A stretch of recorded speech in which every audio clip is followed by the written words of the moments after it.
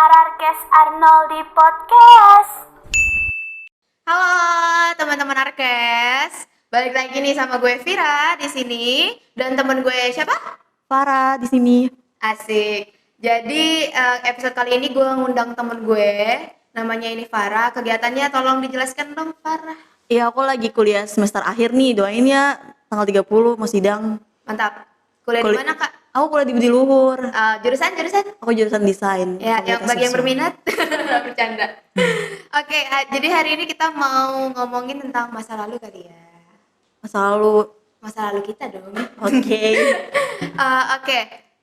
Lu pernah gak sih, Far, punya pengalaman disakitin sama cowok? Yang bikin lu tuh gedek banget sama cowok? Banyak banget sih kayaknya. Banyak banget. Satu dong, satu. Satu mungkin yang berapa tahun lalu kali ya, 2018. Oke. Itu gue berakhir di 2019. Hampir setahun juga sih pacaran. Setahun juga lumayan juga ya dibego-begoin sama cowok gitu ya. Oh, Ngebatinnya tuh setahun gitu. Curhat bun, gak apa-apa, diluapkan aja, gak apa-apa. Iya, jadi tuh gue pacaran 3 bulan ya kan.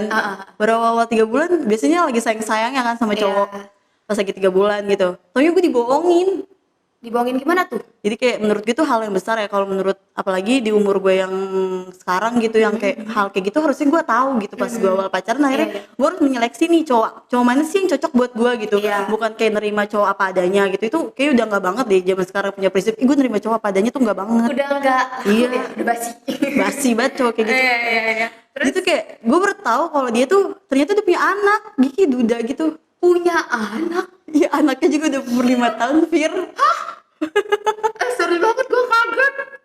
Gila lu, demi apa? Iya, jadi tuh kayak dia duda gitu, kayak udah punya 5 anak. Terus kayak gue juga baru tahu tuh pas pacaran gue udah 3 bulan. Dan lu baru tahu dia udah punya anak. Itu Tapi pun udah berkeluarga. Maksudnya udah berkeluarga. Terus kayak masih dia, pasangannya masih ada?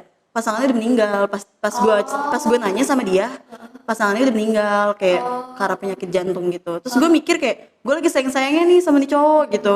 Lanjutin apa enggak ya? Gue kayak mikir dulu prinsip gue, jodoh nggak kemana lanjutin aja kayak. Cuman kalau mikir jodoh nggak kemana lanjutin sama orang yang udah toksik, itu nggak usah dilanjutin kalau menurut gue. Yang ada lu ngebuang-buang waktu lu sama orang yang toksik, tapi lu pemikiran lu kayak jodoh nggak kemana gitu. Benar, gue setuju banget sih. Karena udah toksik, buat apa dilanjutin gitu Iya, kan? terus kayak Buang-buang mikir kayak waktu. inter jodoh gue nggak ada yang tahu, mending kita jalanin dulu aja gitu. Aduh, Jangan di gak depan. deh. Zaman sekarang tuh jalanin dulu aja tuh udah basi banget sih. Iya, apalagi Udah kayak apa ya, kayak lu kalau mau serius ya lu ngomongnya gak jalanin dulu aja. Lu harus udah punya rencana nih ke depannya mau ngapain iya, kayak bener gitu banget. kan. Terus ya udah terus ya terus sih kayak gitu, kayak gue baru tahu pas dia udah 3 bulan pacaran sama dia tuh, kayak gue baru tahu kayak shock banget sih, kayak gue nggak tahu nih, ngeblank banget mana, kayak gue nggak pernah punya cerita tentang hal kayak gini gitu. Iya, Dan iya. kayak gue nggak pernah punya mantan yang udah punya anak apapun, kayak punya Atau udah punya udah berkeluarga. keluarga. Jadi kayak gue kalau pacaran itu gue percaya nih sama cowok gue gitu. Iya, Terus iya. kayak pas gue tahu pun gue tahu dari sahabat gue gitu. oh jadi lu gak tahu sendiri? Nggak tahu. Dia gak cerita sama lu? Jadi tuh kayak gue kenal dia tuh mungkin gue terima karena misalnya salah gitu ya. Gue harus kayak ketemu sama cowok, harusnya gue nyeleksi dulu nih gitu. Gue mikir karena gue satu tempat main, satu tongkrongan gitu ya kan. Gue pikir ya dia sama aja kayak teman-teman tongkrongan gue gitu loh. Iya. Ya udah pas gue pacaran nih, gue nggak tahu apa-apa, tapi teman-teman tongkrongan gue tuh kayak nutupin semuanya gitu loh karena takut sama nih cowok gitu. Sampai kayak lama-lama tersingkirkan semua gitu loh. Akhirnya sahabat gue ini tahu, terus kayak dia ngasih tahu gue, kayak nelfon gue, "Far, lu tahu nggak sih bla bla bla," lagi ngasih tahu gitu loh. Terus kayak gue langsung kayak seriusan. Terus gue langsung malam itu juga tuh langsung gue temuin dia. Gue temuin ke kafe, terus dia kayak langsung dia udah tahu nih titik apa yang gue mau omongin ke dia gitu. Terus saya ujung-ujungnya kayak dia bilang, "Oh yaudah mau gimana?" Terus gue mikir ya udah lanjut aja. Terus kayak itu gue goblok banget sih, ya udah lanjut aja gitu. Terus taunya Oh lu nimpalnya juga gitu, ya udah lanjut aja gitu? iya, gue mikirnya gue masih lagi sayangnya ya 3 bulan masih baik-baik aja gitu. Perempuan dengan perasaannya. Ya makanya itu. Terus ya udah pas udah ngejalanin aja, menurut gue dia bakal, kan dia udah pernah punya hubungan keluarga ya. Iya. Jadi otomatis dia tahu dong cara sayang sama cowok, sama cowok lagi, kan gue salah no. Saking emosinya ya bun. Sayang sama cewek kan, seharusnya dia tahu nih cara memperlakukan cewek itu baik atau gimana. Iya. Terus makin gue lanjutin ke jalan hubungan kayak berlanjut gitu-gitu, dia malah makin kayak udah main fisik sama gue, keuangan gue dikuras, iya. pertemanan gue di ruang lingkup gue tuh diperkecil banget gitu, benar-benar diperkecil. Oh, jadi bisa dibilang protektif ya? Iya, posesifnya Oh, tuh toxic banget sih itu. posesifnya tuh bukan posesif kayak gue sayang sama lu tapi tuh lu nggak boleh kemana-mana nih sama gue aja gitu. Tapi kalau dia tuh bener-bener nggak bikin gue berkembang gitu dengan cara posesifnya dia. Seharusnya kalau dia bikin gue posesif, seharusnya dia bikin gue tuh ngerasa kayak di diri gue tuh kayak lu berkualitas kalau lu sama gue gitu. Kalau Iya, menurut gue iya, posesif yang baik tuh kayak gitu. Kecuali kayak main gue tuh nggak bener. Nah, yang dia larang itu gue nggak boleh kuliah tuh kayak nggak boleh main sama temen kuliah gue, nggak boleh main sama anak-anak organisasi gue. Organisasi, ya. Iya kayak gitu, kayak menurut gue awalnya gue iyain gue terusin, tapi kayak makin lama tuh kayak udah nggak wajar gitu loh. Iya, Kayak iya. menurut gue kalau dianya itu kasih feedback yang baik ke gue dan gue dapat keuntungan dari dia, nggak apa-apa gue lanjutin. Tapi kayak kalau gue lanjutin terus-terusan kayak enggak gitu, soalnya di dia pun nggak ada feedback baik ke gue. Maksud gue cowok ya, dia udah nggak kerja, punya kendaraan enggak, keuangannya dia nggak ada, tapi kayak dia nuntut gue macem-macem gitu. Astaga, udah parasit. Iya. Ya. Terus, aduh, itu cowok tidak pantas dipertahankan. Tuh ya, jangan ya. Perempuan-perempuan kita harus be a smart girl. Seenggaknya punya kerjaan gitu loh. Betul. Kalau lu nggak punya kendaraan, punya kerjaan gitu. Terus dia akhirnya morotin lu. Morotin gue jadi kayak seenggaknya kan gue masih kuliah ya. Iya. Otomatis gue keuangan gue cuman kayak gitu-gitu aja gitu. Oke. Dengan cara kayak akhirnya tuh dia kayak mengatasnamakan identitas gue untuk dia melakukan pinjaman online gitu dengan atas nama gue. Kayak dia ngelakuin pinjaman online pakai identitas gue. Gua tahu tuh ceritanya. Iya itu yang itu dia kayak Oke. kayak Iya, iya. tiap bulan tuh gue kayak dikejar-kejar debt collector cuman ngurusin dia doang gitu. Yang tadinya dia nggak punya apa-apa tuh dengan cara dia minjem duit terus pakai atas nama gue tuh dia bisa kayak beli motor, terus bayar cicilan motor juga gue ikut-ikutan bayar. Gue kayak ya lu gue goblok banget dulu, gue kayak sekarang gue ngerasa jijik banget gue dulu kayak Pertanyaan gitu. gua, Apa? emak bapak lu tahu gak? Nggak tahu. Jadi emak bapak lu gak Jadi tahu? kayak dia cuma taunya gue pacaran sama nih orang, tapi nih orang kalau ke rumah gue kayak bokap gue nanya, Farah setiap hari ngapain aja sih kok pulang malam terus. Jadi Iya. tuh jadwal kuliah gue misalnya kuliah gue cuma sampai jam 2 siang. Terus nanti kayak dari jam 2 siang tuh sampai jam 10 malam tuh gue harus sama dia. Gue selalu kayak nuntut dia, kerja dong biar lu punya kesibukan, Iya, gue punya iya, kesibukan iya. di kampus. Iya, Jadi iya. lu nggak ketergantungan kesibukan lu sama gue. Iya. Tapi dia kayak ya enggak, gue maunya sama lu terus gitu. Kayak gitu. Kayak kalau gue diputusin gue kayak orang gila, kayak pengennya tuh kayak udah gitu baik-baik aja gitu. Tapi kayak kalau di rumah tuh abang gue cuma kayak bilang, udah kayak nggak ada cowok lain aja. Nyokap gue bilang, udah kayak jangan nangisin cowok mulu gitu. Tapi nih orang kalau ke rumah gue ya, bokap gue nanya kayak gitu, yang kayak orang kemana aja sih setiap hari pulang malam terus, kayak cuma bilang nggak tahu om saya kerja. Ya lo fact-nya bisa banget, gue kayak Iya. gue langsung kayak diem aja gitu. Ya udah. Udah males banget ya. Itu kayak yang gitu kayak masih ini aja. Cuman tuh yang bener-bener gue bener-bener harus ninggalin dia tuh kayak gue udah gak sanggup aja gitu. Bayangin 3 bulan gue dikejar-kejar debt collector, kayak gue diteror sampai ke abang gue gak tahu sih itu debt collector dari aplikasi pinjaman itu tahu nomor abang gue tuh dari mana gitu. Pas abang gue udah tahu gitu, gue langsung kayak ini udah nggak beres nih, kayak keluarga gue udah sampai tahu gitu. Gue udah nutup-nutupin dia, tapi dia malah yang ngebongkar sendiri gitu. Kadang kayak gitu loh tingkah laku dia gitu yang ke gue.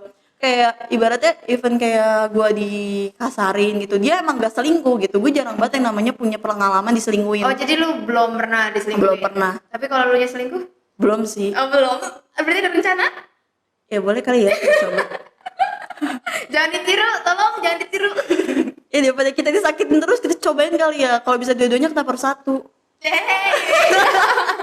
Nggak baik ini, nggak baik untuk kesehatan, tolong jangan dicoba. Jadi nyokap bokap lu nggak tahu dan lu akhirnya ngelunasin utang-utang. Awalnya gini, gue mikir kayak gue masih kuliah, gue harus bayar pakai apa gitu. Iya. Gue kerja, sempet waktu itu tapi uangnya itu kayak hilang gitu aja buat kayak gue sama dia jalan makan kayak uang gue habis buat makan bareng sama dia doang. Kayak gue kayak kerja kayak gue nggak nabung apa-apa gitu. Terus ya udah kayak akhirnya udah nggak bisa dilanjut nih. Pas awalnya gue mikir gue aja pun kalau mau izin kemana-mana lebih izin ke dia dibanding ke orang tua gue gitu. Astaga, Lebih ketat dia dibanding orang tua gue. Even gue ketemu sama gue mau bukber nih sama temen SMA gitu, lu bukber mulu dah, dikasih hati minta jantung, padahal gue belum pernah bukber. Gue sama dia mulu, gue Ngomongnya kayak gitu deh. gue puasa aja sama dia gitu. Kalau gue jadi lu ketepeleng palanya, gue bilang, emang lu bapak gue, emang lu yang hidupin gue dari kecil. Kayak itu kan masih bego kayak gitu. Iya sama kok, gue juga pernah kayak gitu pas Iya, nikah. aduh. Jadi gue juga punya pengalaman kayak begitu. punya mantan yang abusive, yang kasar sama gue, bahkan gue dikekang nggak boleh organisasi, nggak boleh Sama, main sama mirip ya? teman-teman gue, nggak boleh nongkrong di mana-mana, pulang mesti sama dia, pergi sama dia, ya udah gitu aja dan bertahan setahun lebih. Gue setahun sih. Gue setahun lebih sebulan gitu. Wah itu juga memang masih bego-begonya sih ya, Itu jadi lu lebih- wajar ya. Kayak lebih bego gue, kalau sih kayak lebih bego gue di kayak gue udah kuliah itu tapi gue masih bego gitu. Gue Gue masih SMA lo waktu itu, lu udah kuliah masih dibegoin Dut. Iya, gue bingung ya. Terus gimana hubungan lu tuh selama setahun itu sama dia? Diteror anjir. Diteror? Gue diteror. Gimana? Kayak lu mau nggak balikan sama gue, lu mau nggak balikan sama gue, kalau nggak mau gue bisa pakai cara yang lain gitu. Oh ini konteksnya udah putus? Udah putus, tapi sebelum gue putus sama dia pun dia juga pakai cara lain kayak buat naklukin gue. Apa tuh? Tau gak sih yang kayak zaman sekarang tuh kayak zaman dulu kayak nggak tahu sih, zaman sekarang dikit banget yang make bulu perindu. Bulu perindu? Itu gue juga tahu dia make kayak gitu tuh gara-gara teman-teman tongkrongan gue. Dia baru ngasih tahu tuh pas gue udah putus, dia kayak baru nyebarin kayak Farah kan dipelet tahu sama tuh cowok gitu. Oh iya? Iya, terus kayak gue nggak tahu nih barang apa. Bulu perindu tuh kayak pelet gitu? Iya, gue nggak tahu nih apa gitu. Astaga, gue baru tahu loh.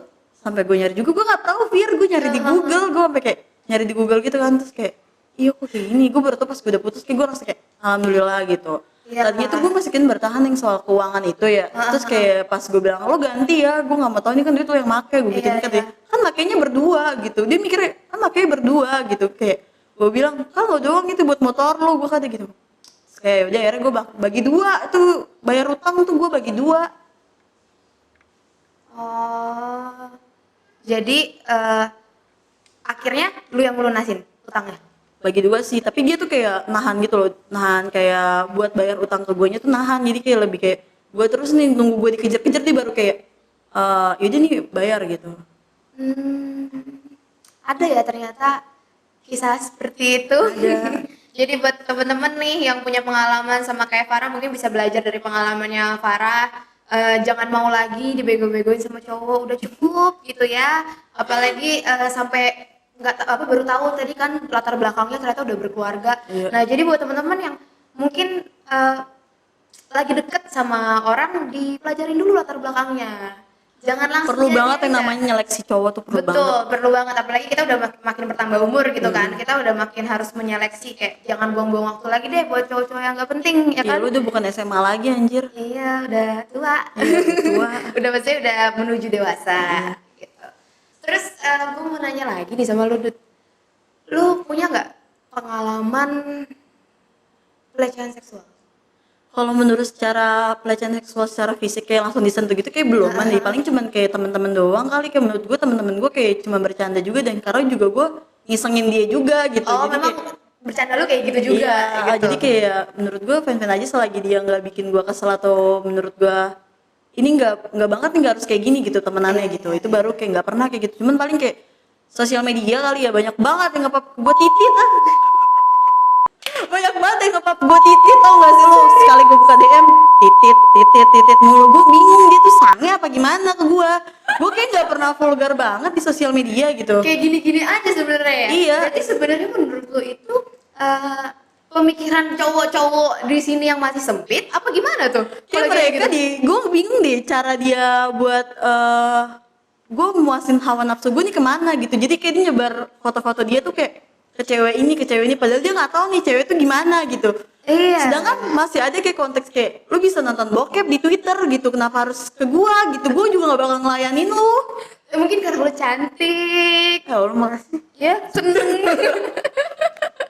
Iya, memang banyak sih sebenarnya, banyak banget ya jenis-jenis pelecehan seksual, dari verbal, dari non verbal, maksudnya dari secara fisik atau enggak gitu, banyak banget. Kayak misalnya nih, kayak pantat lo bagus banget, itu sebenarnya termasuk gak menurut Itu lo? kalau menurut gua sih, kalau gue kadang gue ketawain aja teman-teman gue kayak yang kesel gitu loh. Ivar ini tuh pengen gue balesin dia rasanya gitu. Apalagi bilang, Far gue pengen banget megang pantat lu.